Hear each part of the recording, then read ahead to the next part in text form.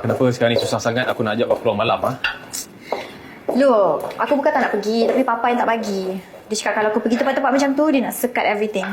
Hey, come on, kita orang muda, Wan. Ya, I know. Ni, by the way, bila next project kat Penang tu? Aku kena pergi kan? Next week. Aku ikut, Why, no? Mana boleh ikut? You have to stay at the office. Kau kena tunjuk prestasi yang membanggakan. Kalau kau tak nak, papa aku tendang kau. Ha? Farah, kau kan bos dekat sini. Boleh tak kau bagi aku jawatan yang best-best sikit dekat company ni? Boleh? No. Bapa aku big boss. Aku bawah sikit. Sama kan? No. Boleh tak kalau kau tak kacau aku? Ha? Macam tu je kau layan aku sekarang ni. Please lah. Jangan kacau aku boleh tak? We'll talk later. Okay? Kak saya tak faham kenapa tiba-tiba saya pula yang nak kena pergi. Bukankah yang patut pergi ni pengurus operasi, bukan saya? Ini arahan orang atasan, Ama.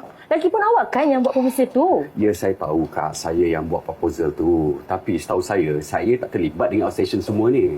Kalau macam tu, awak kena tanya dengan... Cik Farah, saya minta maaf, saya tak boleh pergi. Ama, this is an order. Are you the boss?